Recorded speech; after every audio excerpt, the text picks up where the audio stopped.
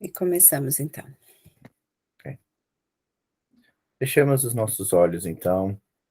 Direcionemos o nosso pensamento a Deus, a Jesus, aos espíritos benfeitores aqui conosco reunidos, para mais esse estudo da obra de André Luiz, esse livro que iniciaremos agora, capítulo 1, na companhia dos nossos amigos e irmãos espirituais, encarnados e desencarnados aqui conosco, para junto aprendermos com o autor espiritual que tanto nos tem ensinado ao longo desses anos.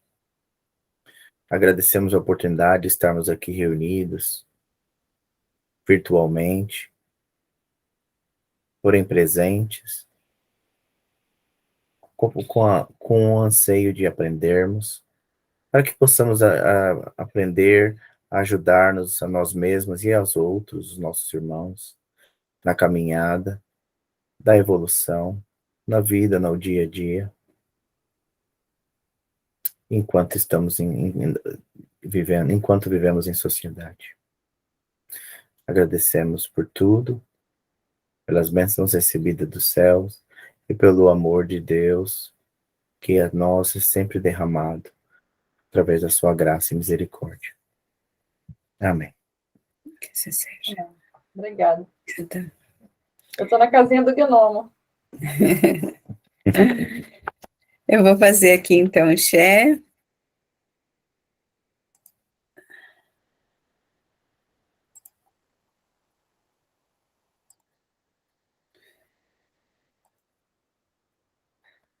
Todo mundo consegue ver?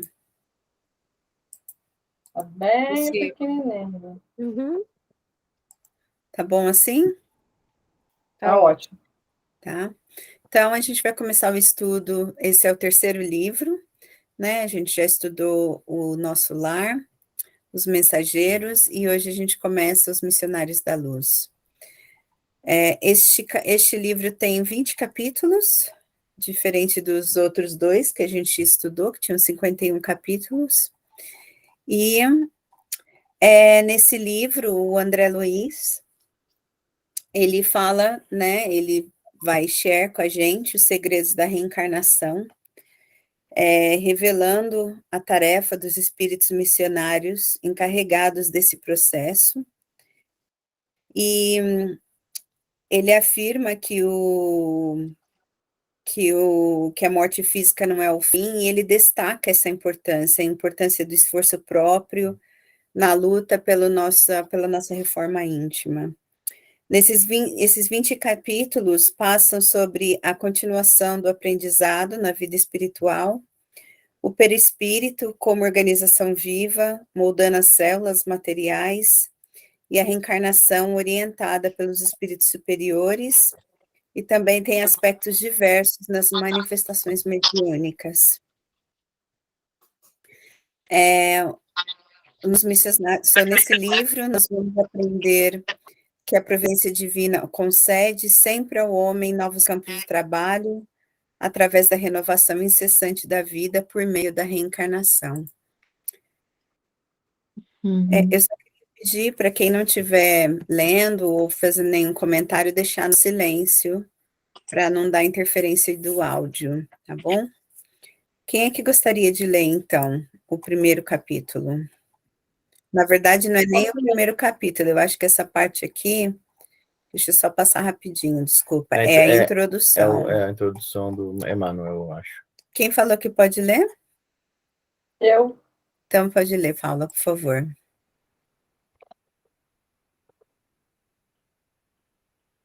Ante os tempos novos. Enquanto a história relaciona a intervenção de fadas, referindo-se aos gênios tutelares, aos palácios ocultos e às maravilhas da floresta desconhecida, as crianças escutam atentas, estampando alegria e interesse no semblante feliz. Todavia, quando o narrador modifica a palavra, fixando-a nas realidades educativas, retrai-se a mente infantil, contrafeita, cansada. Não compreende a promessa da vida futura, com os seus trabalhos e responsabilidades.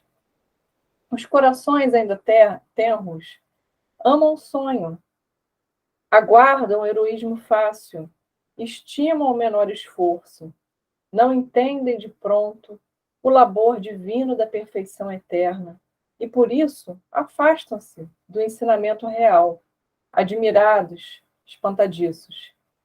A vida, porém, espera-os com as suas leis imutáveis e revela-lhes a verdade, gradativamente, sem ruídos espetaculares, com serenidade de mãe.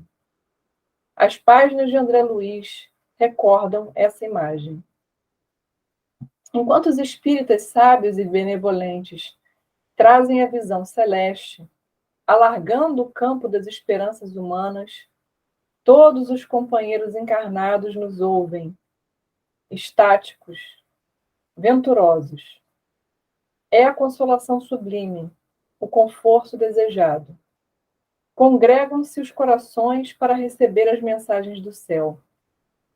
Mas, se os missionários do plano superior revelam alguns ângulos da vida espiritual, falando-lhes do trabalho, do esforço próprio, da responsabilidade pessoal, da luta edificante, do estudo necessário, do autoaperfeiçoamento, não ocultam a desagradável impressão. Contrariamente às suposições da primeira hora, não enxergam o céu das facilidades, nem a região dos favores. Não divisa acontecimentos milagrosos, nem observam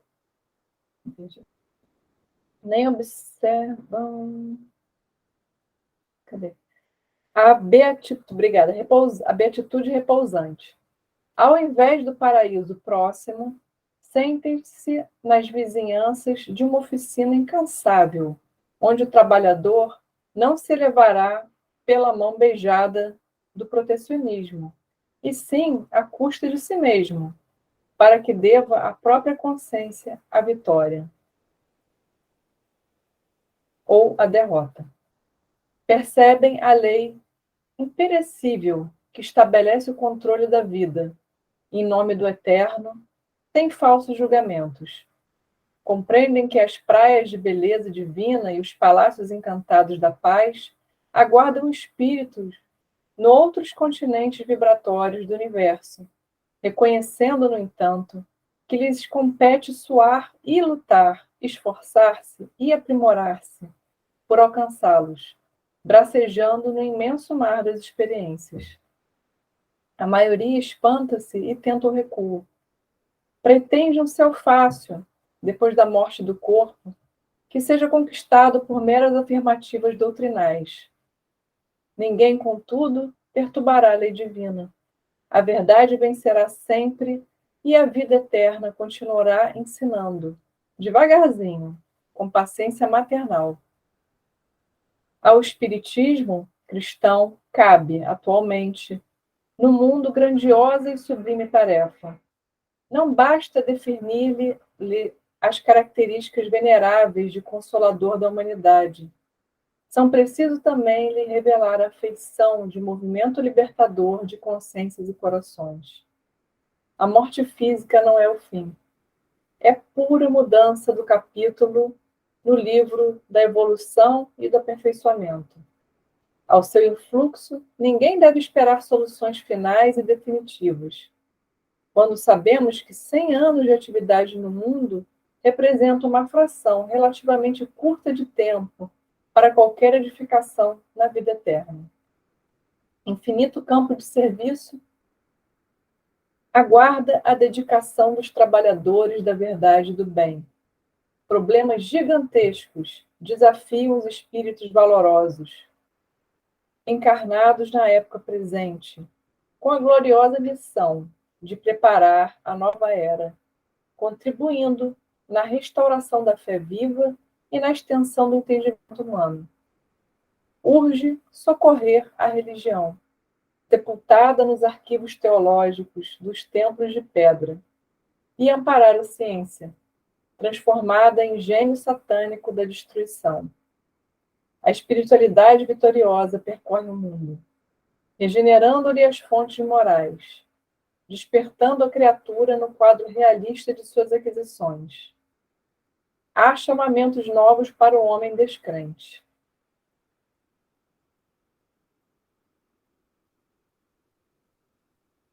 Homem descrente do século XX, indicando-lhe horizontes mais vastos, a demonstrar-lhe que o espírito vive acima das civilizações, que a guerra transforma ou consome na sua voracidade de dragão multimilenário.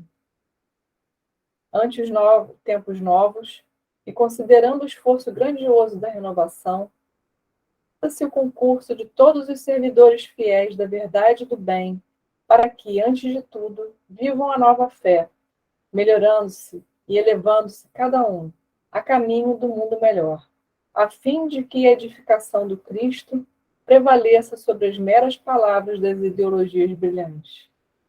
Na consecução da tarefa superior, congregam-se encarnados e desencarnados de boa vontade, construindo a ponte de luz, através da qual a humanidade transportará o abismo da ignorância e da morte. É por esse motivo, leitor amigo, que André Luiz vem, uma vez mais, ao teu encontro, para dizer-te algo do serviço divino dos missionários da luz, esclarecendo ainda que o homem é um espírito eterno, habitando temporariamente o templo vivo da carne terrestre. Que o perispírito não é um corpo de vaga neblina, e sim organização viva a que se amoldam as células materiais, que a alma, em qualquer parte, recebe segundo as criações individuais, que os laços do amor e do ódio nos acompanham em qualquer círculo da vida, que outras atividades são desempenhadas pela consciência encarnada, além da luta vulgar de cada dia, que a reencarnação é orientada por sublimes ascendentes espirituais e que, além do sepulcro, a alma continua lutando e aprendendo, aperfeiçoando-se, servindo aos desígnios do Senhor, crescendo sempre para a glória imortal a que o Pai nos destinou. Se a leitura te assombra, se as afirmativas do mensageiro te parecem revolucionárias, recorre à oração e agradece ao Senhor o aprendizado, pedindo-lhe te esclareça, ilumine, para que a ilusão não te retenha em suas malhas. Lembra-te de que a revelação da verdade é progressiva, e rogando o socorro divino para o teu coração, atende aos sagrados deveres que a terra te designou para cada dia, consciente de que a morte do corpo não te conduzirá à estagnação, e sim a novos campos de aperfeiçoamento e trabalho, de renovação e luta bendita, onde viverás muito mais e mais intensamente. Emmanuel. Pedro Leopoldo, 13 de maio de 1945. Legal. Você gostaria de comentar alguma coisa, Paula? Ou alguém mais? Só essa abertura aí já valeu o livro todo. Né? Que bacana. É isso aí, a gente está na luta, né? Temos muito que aprender e é isso aí. Bom, tem muita coisa que fala desse texto. Sim, acho que alguém mais quer comentar? Eu posso falar uma coisa? Sim, sim. Eu achei bastante interessante. Pronto, como a Paula falou, essa introdução de Emmanuel fala muita coisa, né? Nos diz muito. Mas uma coisa que me chamou a atenção, eu achei bastante interessante, estou muito feliz, né? De continuar com esse estudo das obras de André Luiz, mas é que nesse livro, pronto, Jesus, quando veio ao mundo, já nos trouxe, né, a grande descoberta, né, vamos assim dizer, do cristianismo, que foi a questão de que a morte não existe, né, que nós não perecemos com a morte do corpo físico, né, isso ele provou através da sua ressurreição.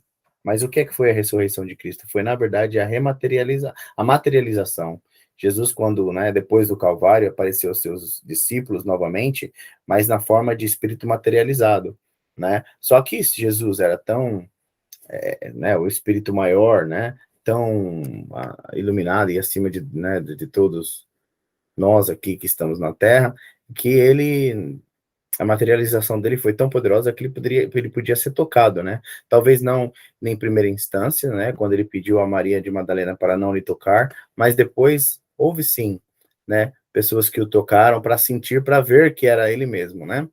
Então, já veio daí a primeira revelação, né? Vamos assim, a grande revelação do cristianismo, né? Dentre outras, claro. E que é reforçada nesse livro, novamente, né?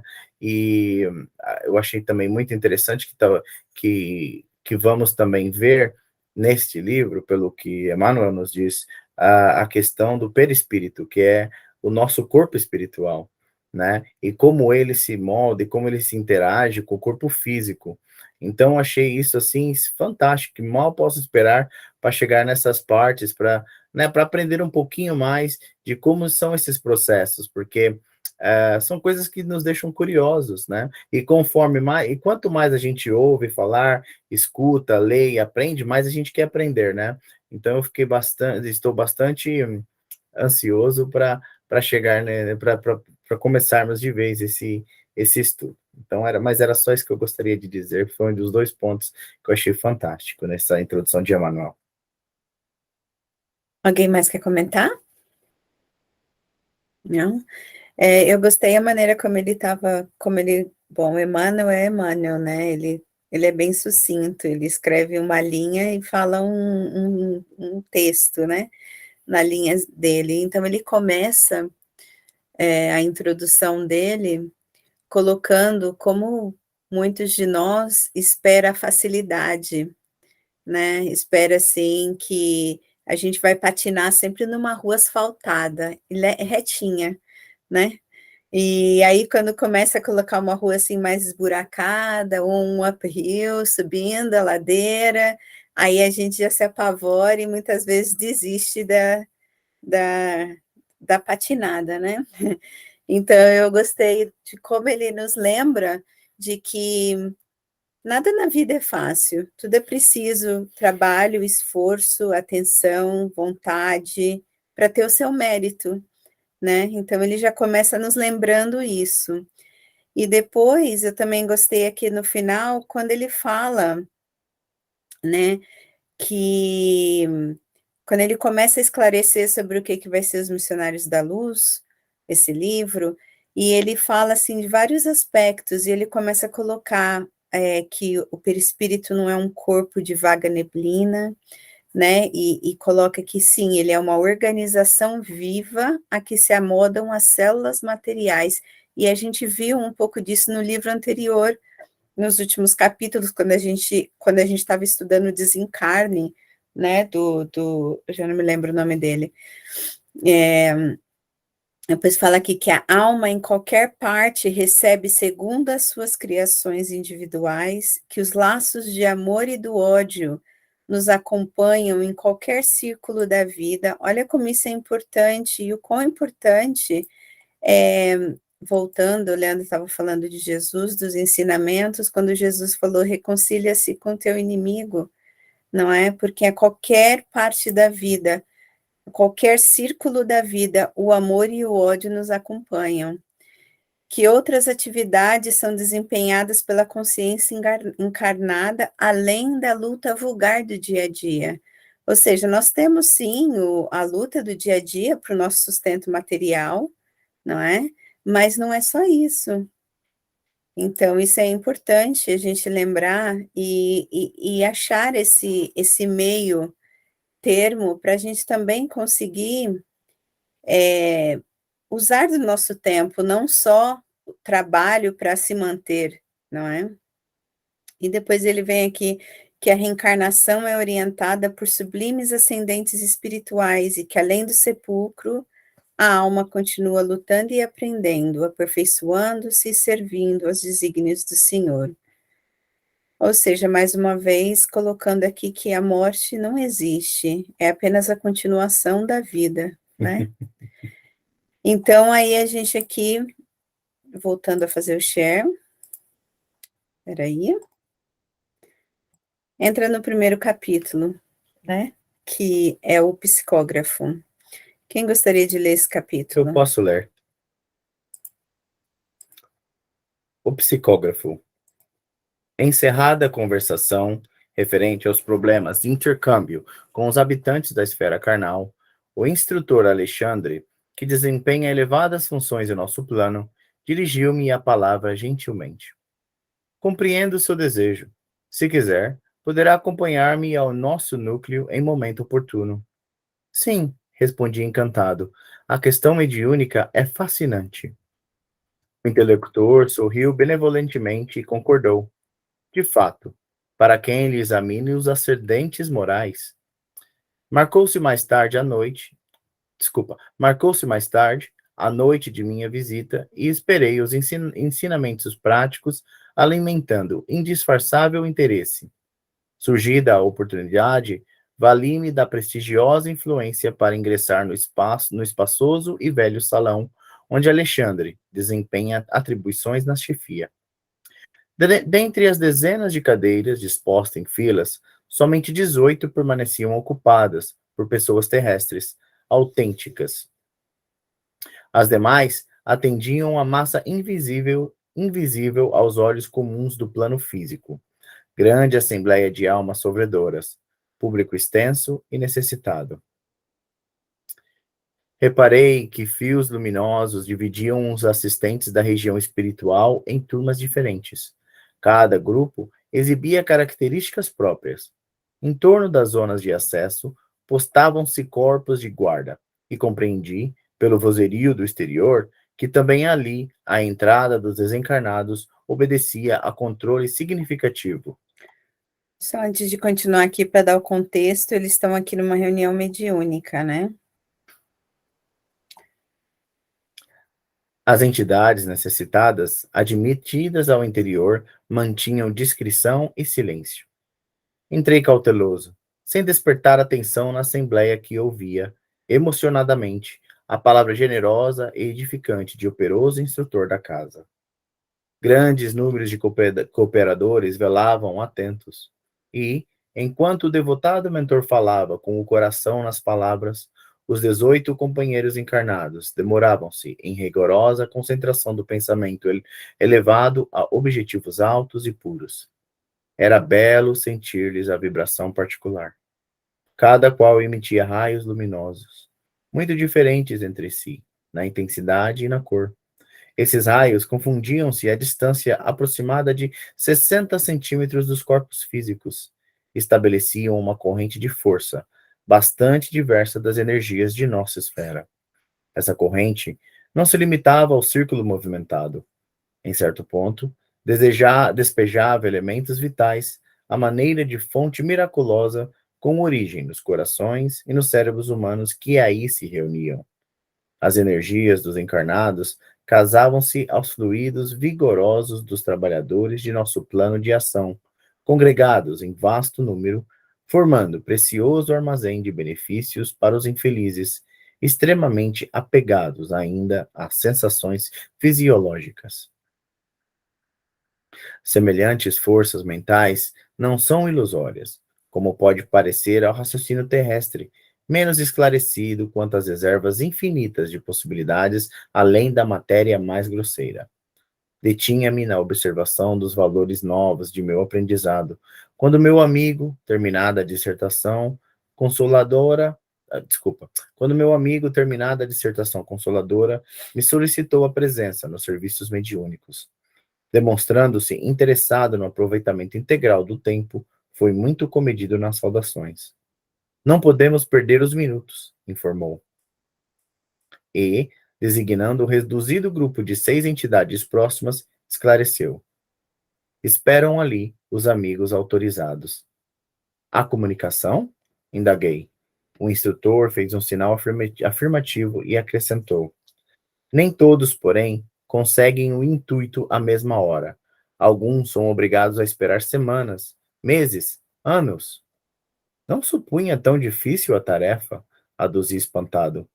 Verá, falou Alexandre gentil. Antes de continuar, eu só queria aqui fazer um highlight ali daquela parte onde ele fala que tinham poucas pessoas participando, mas que no plano espiritual havia muitas, né? E a gente sempre vê isso. No livro anterior também teve um trabalho, eu já não me lembro se eram 30 ou 20 pessoas e tinham 200 no plano espiritual. Então, como esse trabalho esses estudos que a gente faz também é importante, porque aqui a gente está em 7 pessoas, né?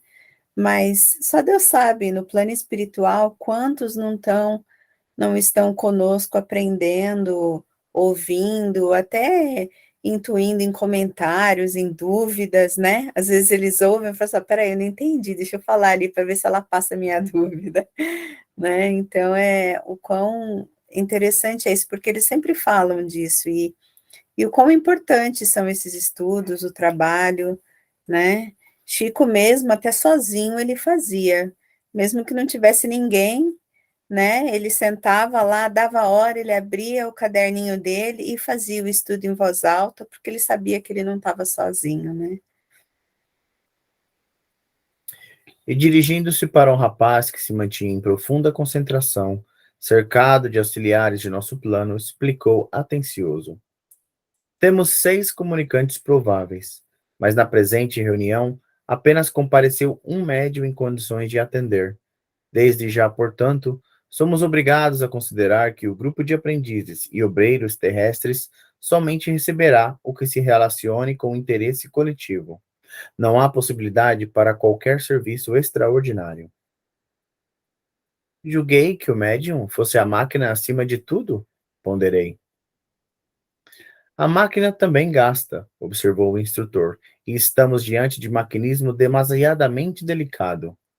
Fixando minha expressão espantadiça, Alexandre continuou.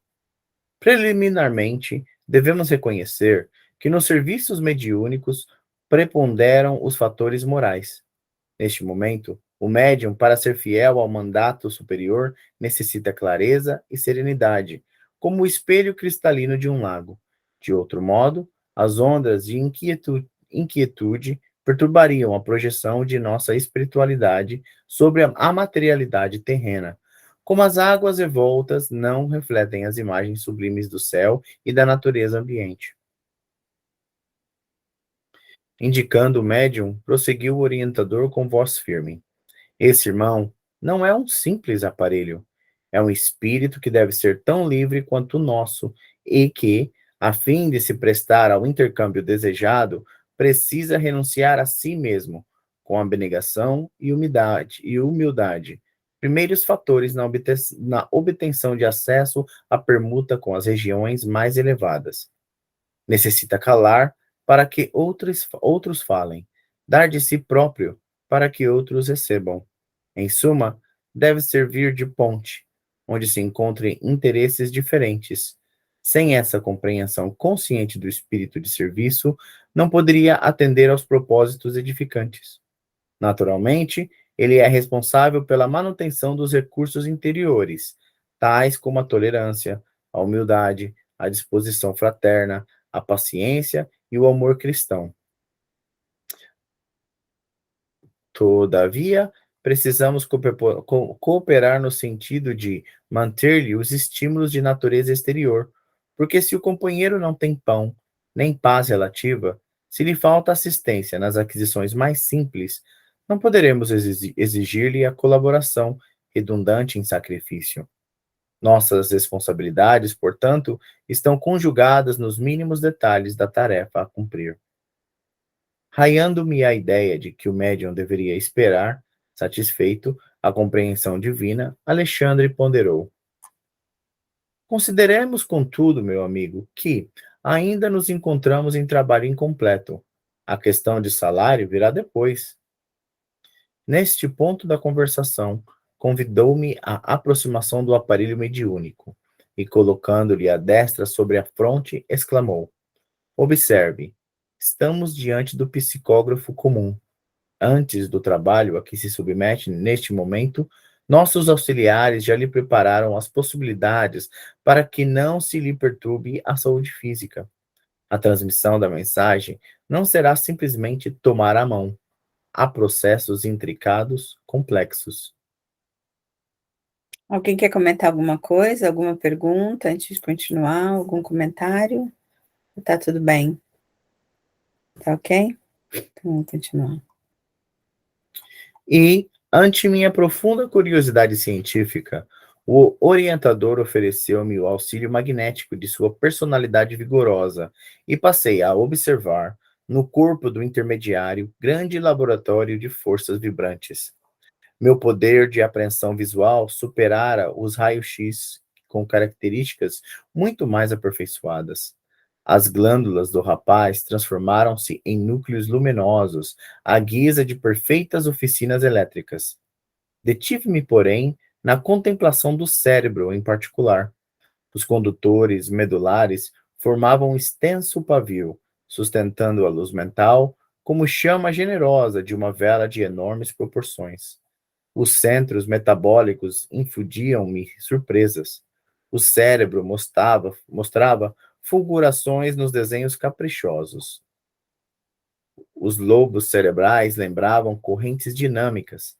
As células corticais e as fibras nervosas, com suas tênues ramificações, constituíam elementos delicadíssimos de condução das energias recônditas e imponderáveis. Nesse concerto, sob a luz mental indefinível, a epífise emitia luz. É isso. A epífise emitia raios azulados intensos. Eu só quero fazer um comentário aqui, porque quando eu estava lendo o livro do Chico, como é que é o nome daquele livro? Não sei qual livro. Aquele que você me mandou? Esqueci agora. Daqui a pouco me vem. As vidas de Chico Xavier. Não, é um sobre falar... Aquele do YouTube? Do áudio. Do áudio. Já O me homem veio. que falava com espíritos, né? Isso, Isso, aí. Alex, obrigada. Ele falava de quando ele foi estudado, né? A mediunidade dele foi estudada. E eu já não me lembro qual o país, que ele foi estudado por vários Rússia, países. se eu não me engano. Mas estudaram ele no momento do transe, né? E diziam que o cérebro dele era um cérebro de um epilético. Então, quando eu estava lendo aqui essa parte, ele falando de todas essas reações que estavam acontecendo no cérebro, de quão ativo estava, me lembrou isso, porque quando ele escreveu esse livro, ele ainda não havia sido estudado, e isso não foi ele que disse, foi o reporte dos cientistas que o estudaram, né, que ele tinha, enquanto em transe, as reações neurais que tem um epilético, sendo que ele não era epilético, né? Então é bastante interessante ler isso aqui também. Uhum. Embora não está falando que são reações de epilético, mas se diz aqui do extenso trabalho que o cérebro está ali fazendo, né? E cabe nós também lembrarmos que hoje nós já sabemos, né, que a glândula pineal que está contida, né, no meio do cérebro é o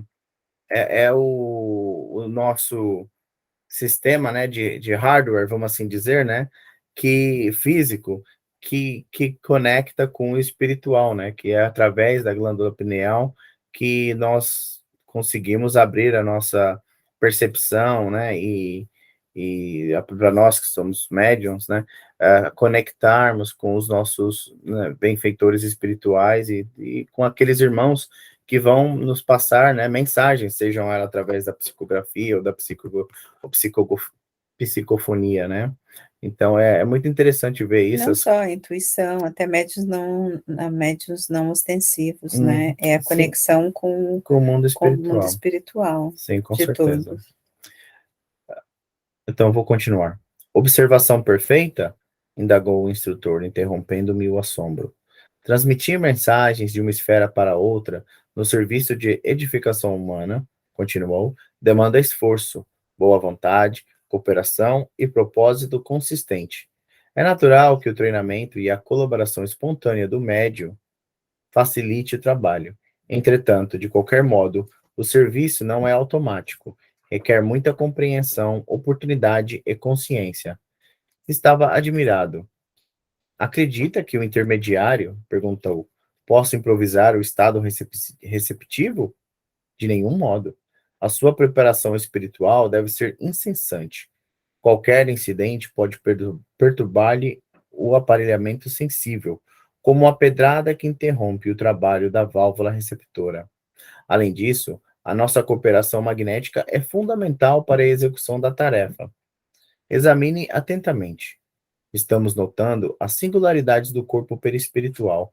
Pode reconhecer agora que todo centro glandular é uma potência elétrica. No exercício mediúnico de qualquer modalidade, a epífise desempenha o papel mais importante.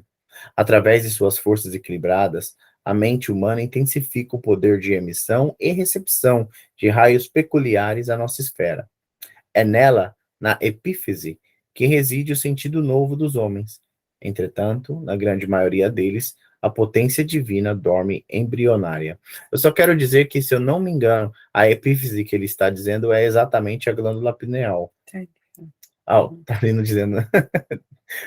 Reconheci que, de fato, a glândula pineal do intermediário expedia luminosidade cada vez mais intensa, deslocando, porém, a sua atenção do cérebro para a máquina corpórea em geral. O orientador prosseguiu. A operação da mensagem não é nada simples, embora os trabalhadores encarnados não tenham consciência de seu mecanismo intrínseco, assim como as crianças, em se fartando no ambiente doméstico, não conhecem o custo da vida ao sacrifício dos pais. Muito antes da reunião que se efetua, o servidor já foi objeto de nossa atenção especial, para que os pensamentos grosseiros não lhe pesem no campo íntimo. Foi convenientemente ambientado e, ao sentar-se aqui, foi assistido por vários operadores de nosso plano. Passa para baixo, por favor. Obrigado. Antes de tudo, as células nervosas receberam novo coeficiente magnético, para que não haja perdas lamentáveis do tigroide, corpúsculos de Nicel, necessário aos processos da inteligência. O sistema nervoso simpático, mormente, o campo autônomo do coração, recebeu auxílios energéticos, e o sistema nervoso central foi convenientemente atendido, para que não se comprometa a saúde do trabalhador de boa vontade. O vago foi defendido por nossa influenciação contra qualquer choque das vísceras.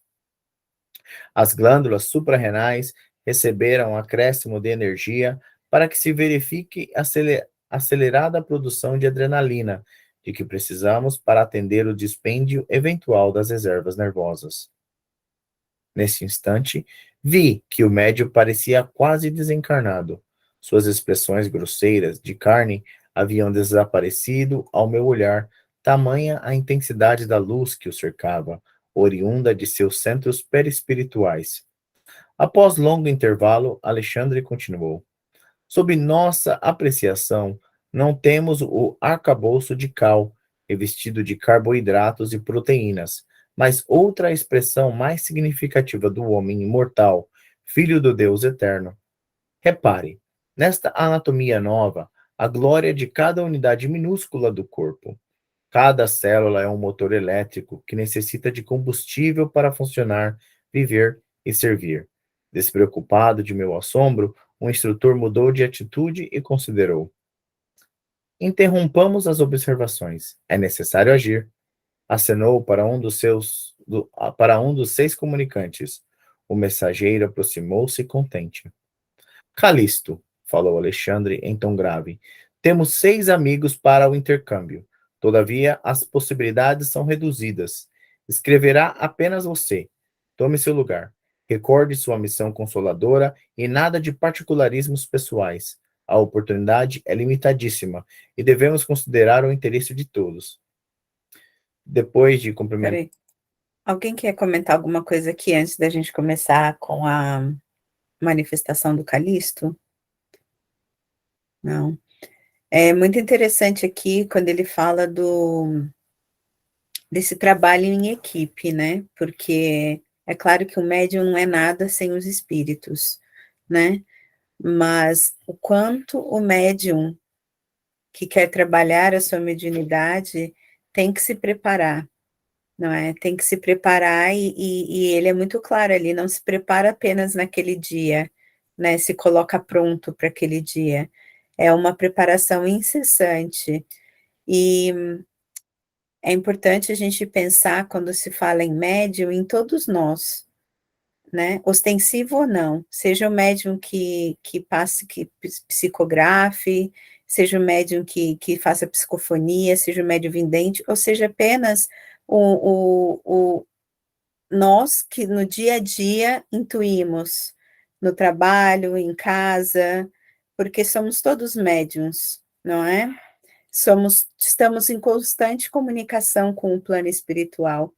E o quão importante é essa reforma íntima, porque o desenvolvimento mediúnico é isso, é reforma íntima, nada mais. O desenvolvimento mediúnico não é, participar de um trabalho mediúnico, é se reformar, porque nós estamos nesse trabalho mediúnico 24 horas, né? Então, o quanto a renúncia, o quanto a vontade, amor que é preciso sair de cada um de nós para a gente conseguir andar no caminho estreito, porque não é fácil, né? Não é fácil não perder a calma, não é fácil engolir sapo, não é fácil, somente aqueles dias que a emoção está muito forte, a gente está cansado, ter essa inteligência emocional, não é nada fácil, né? E, e é um aprendizado diário, mas é muito importante a vigilância que a gente sempre fala, a vigilância e essa conexão com Deus através da oração, pedindo força, né, para quando a gente explode, em vez de cair na culpa, olha, pede força, que a próxima vez eu consiga beber a água santa do Chico e ficar ali segurando na boca para me impedir de falar asneira. Né? E aí só engole quando passar à vontade, era assim que ele fazia, né? Então, foi muito assim explícito nessa parte até agora da importância da gente se preparar, né? E pronto, era isso que eu queria falar.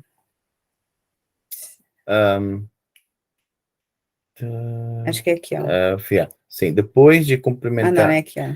Sim, Desculpa, eu li só depois. Calisto, era. Depois de cumprimentar-nos ligeiramente, Calisto postou-se ao lado do médium, que o recebeu com evidente sinal de alegria. Enlaçou-o com o braço esquerdo e, alçando a mão até o cérebro do rapaz, tocava-lhe o centro da memória com a ponta dos dedos, como a recolher o material de lembranças do companheiro. Pouco a pouco, vi que a luz mental do comunicante se misturava às irradiações do trabalhador encarnado. A zona motora do médium adquiriu outra cor e outra luminosidade. Alexandre aproximou-se da dupla em serviço e colocou a destra sobre o lobo frontal do colaborador humano, como a controlar as fibras inibidoras, evitando, quando possível, as interferências do aparelho mediúnico. Calisto mostrava enorme alegria no semblante, feliz, de servo que se regozija com as bênçãos do trabalho, e dando sinais de profunda gratidão ao Senhor, começou a escrever, apossando-se do braço do companheiro e iniciando o serviço com as belas palavras: A paz de Jesus seja convosco. Muito bonito isso. Já agora, no final, uma coisa que também me saltou assim à mente. Claro que André Luiz fala muita coisa, né, nesse capítulo, e é o primeiro capítulo, né, apenas, mas tantas coisas já são nos faladas. Mas uma coisa que eu achei bastante interessante foi a questão da preparação do médium, primeiramente, antes de qualquer trabalho mediúnico, nesse caso, né? E que é um trabalho, uma preparação que já acontece, como ele já falou, né? Às vezes, horas, se não dias, antes da reunião mediúnica, né? E achei muito interessante a comparação que ele fez em relação à questão da nossa ignorância. em relação a esses trabalhos, a essas preparações, a esses trabalhos que são feitos sem o nosso conhecimento, né? No caso que ele falou da criança que vive né, na casa dos pais e não tem nenhuma noção de quanto, né, o custo né, de vida que é se manter, por exemplo, uma casa, né? E a criança está ali usufruindo de tudo sem ter nenhuma ideia né, de tudo que está por trás daquilo, né? Então achei isso muito engraçado, porque me tocou a mim também a minha própria ignorância em relação ao trabalho mediúnico, porque, claro, a gente estuda, a gente lê, mas a gente está sempre aprendendo, e eu não sabia, por exemplo, dessas preparações do corpo, né, do médium, né, que o plano espiritual atenta, né, para trazer o equilíbrio para o nosso corpo, para que possamos nós, né, nos doarmos para fazer o trabalho mediúnico. Que coisa linda isso. Foi uma coisa que me chamou bastante atenção. E a segunda questão que me chamou atenção, mas claro que a gente, de certa forma, já sabe, né, mas que eu acho que eu teria bastante problema no plano espiritual se fosse comigo, é que Alexandre já falou para Calixto, ó, tu vai passar a mensagem, você vai escrever, mas ó, vai direto pro ponto. Eu já ia ter problema com isso, porque eu falo tanto, eu falo isso que eu ia ficar, pô, mas não dá para, né? Não, ele já falou, vai direto no ponto, sem personalismo, fala o que tem que ser para ser aproveitado por todo mundo, né? E vamos ficar por aí, porque hoje só tem o médio, a coisa tá difícil. Né? Então, mas é engraçado ver esse cuidado também do plano espiritual, dos nossos espíritos benfeitores, porque é uma coisa que nós notamos também no nosso próprio trabalho mediúnico, né? Então é emocionante ver o quanto organizado, e graças a Deus que é o plano espiritual no que toca ao trabalho mediúnico, né?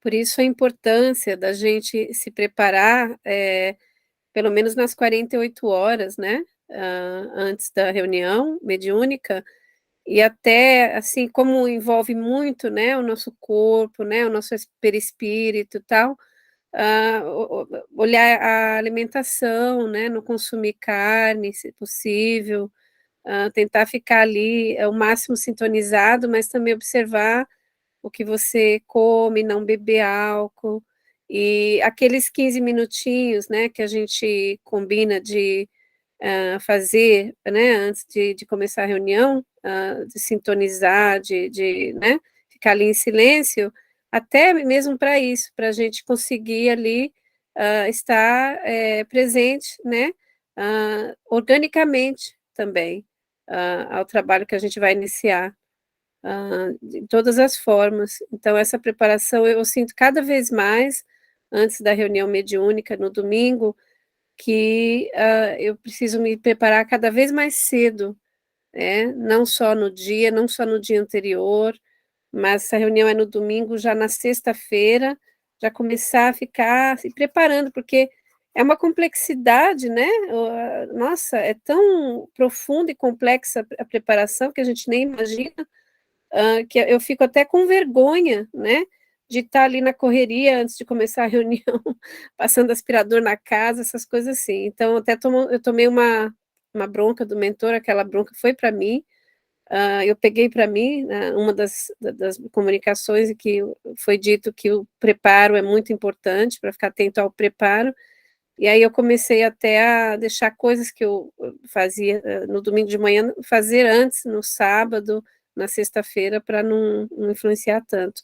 E eu percebi que ajudou bastante no meu estado de alerta, de sintonia com o plano espiritual. Tati, algum comentário? Tudo bem? Tudo. Comentário. Gostou aí do primeiro capítulo? Gostei. Esse livro, como eu comecei o livro do início, eu tô lendo antes, porque para mim é mais fácil. Eu não sei o que acontece quando alguém lê, eu não consigo absorver muito, sabe? Eu preciso ler no meu tempo e ficar, tipo, ali. Então eu li antes. Gostei bastante. Legal, legal. Paula, tudo bem? nessa floresta linda aí? Tudo jóia, estou na floresta. E cada capítulo eu estarei num lugar diferente. Selma, se quiser comentar alguma coisa ou perguntar alguma coisa, está à vontade. Ariane, você está aí? Eu Tudo tô bem? aqui. Amei tanto o prefácio como o primeiro capítulo, assim, achei incrível.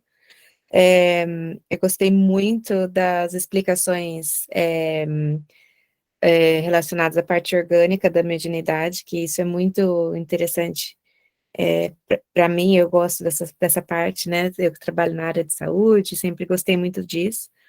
E eu não terminei, mas eu comecei a faculdade de biologia no Brasil e depois não deu certo. Mas é uma coisa que eu gosto muito estudar, né? Essa parte orgânica da mediunidade. Isso eu achei incrível. E tô assim super empolgada para ver o que mais vai estar vindo, porque esse primeiro capítulo já deu já deixou um gostinho aí de como vai ser incrível e como a gente realmente não sabe de nada. Então, estou muito feliz de poder estar participando aqui do grupo de quinta-feira. Eu espero que toda quinta eu vou conseguir, eu vou fazer o possível para tentar. E mesmo se eu fizer que nem a Selma, se eu ficar escutando, mas fazendo as coisas aqui, hoje deu tudo certo. Coloquei as crianças para dormir, deu tudo certinho. Ai, Então, que continue assim. Ariane, você tem que ler o capítulo 48 dos Mensageiros. 49. 49? Foi eu li. Isso. Eu fiquei viajando. É toda a parte biológica ele descreve o que se passa na hora do desencarne, mas microscopicamente. Nossa, que incrível. Foi assim demais o capítulo, não é, Alex? A Tati estava lá também. Nossa, eu adorei o capítulo. E é interessante, eu não sei, esse livro foi escrito em 1945, né? Esse livro. A mensagem de Emmanuel foi em 1905, então. Porque eu não sei na época, assim, aqui no plano terreno, eu não sei como que estava a parte científica de pesquisa em relação a isso, para a gente comparar, sabe? Para saber, porque tem muita informação que com certeza na época talvez não se tinha tudo isso. Com Então, certeza. para quem lia o Com livro na certeza. época, talvez achava que parece livro de ficção, né? Inclusive, né, no livro que eu estou lendo lá, As Vidas de Chico Xavier, tem uma parte que fala que quando o André Luiz, eu acho que não foi Missionários da Luz, eu acho que é Evolução em Dois Mundos, que ele dá umas coisas tão específicas, assim, que o povo reclamou com o Chico, porque era muito acima do que eles podiam compreender. Até, assim, os médicos, o pessoal que eram, assim, que tinha uma educação, assim, superior, que entendiam um pouco mais das coisas, foram reclamar, porque eles não estavam conseguindo entender, compreender nada. Então, imagina você ir naquela época começar a falar sobre essas coisas tão delicadas da mediunidade, de como funciona em cada glândula, em cada aspecto do cérebro, e né? É incrível mesmo, E incrível. nesse capítulo 1 do livro, teve uma parte que eu não lembro as palavras, mas que falava de energia, que cada célulazinha, eu não sei se ele usou a palavra célula no livro, mas Usou. tudo era energia. E é o que a física quântica fala, né? Então, Hoje. a física quântica não é de 1945, por isso que eu falei. O interessante também quando ele fala da glândula pineal, né?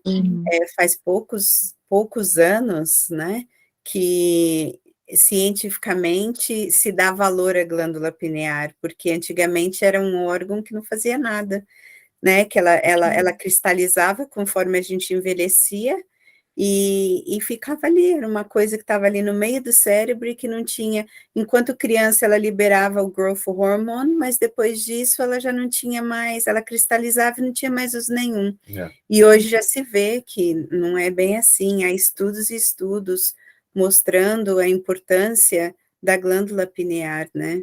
Pineal. Então, realmente é fascinante, coisas que o Chico trazia, um homem que não era um cientista, não é? Trazia informações que um cientista que nem daquela época sabia, né? Então, realmente é fascinante. Bom, vamos acabar então, 1 minutinho para as 9.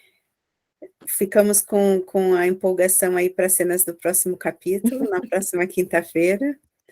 E quem gostaria de fazer a prece para encerrar? Eu posso fazer. Pode. Tudo bem por aí, Selma? Acho que ela tá quietinha ali. Acho que nós não estamos conseguindo ouvi-la. Ouvir. É. Então pode fazer, Alex, por favor. Uhum.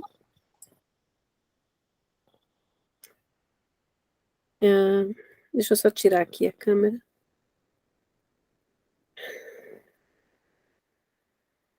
Querido Mestre Jesus, é com muita alegria, com muita gratidão no coração, chegamos ao final do nosso estudo e agradecemos a Ti e a Deus, nosso Pai, pela oportunidade de estarmos juntos, mais uma vez aprendendo. Agradecemos a Ti também pelos benfeitores espirituais que nos assistiram durante esse estudo,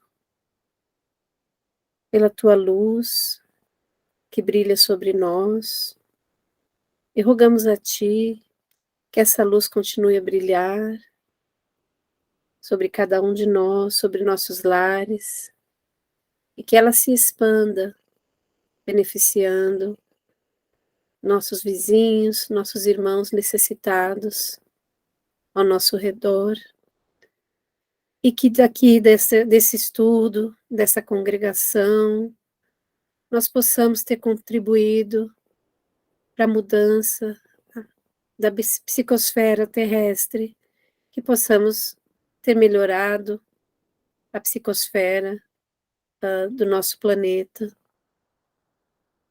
Ser conosco, Jesus, não nos deixe distanciar-nos dos ensinamentos aqui, e nos dê força, sabedoria, discernimento, disciplina, para aplicarmos esses ensinamentos em nossas vidas diárias, no dia a dia, que nós possamos lembrar deles e fazer uso, pôr em prática o que aqui tem sido aprendido, que possamos ter força e bom ânimo para continuar promovendo a nossa reforma íntima.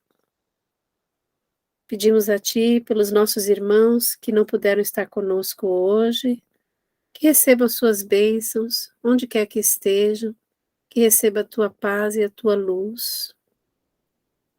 E assim, nessa comunhão, dentro da Tua paz, unidos num só propósito, pedimos a Ti e aos benfeitores espirituais permissão para encerrarmos o estudo de hoje. Sê conosco, Senhor, que assim seja. Obrigada, Alex. Eu vou parar o recording aqui.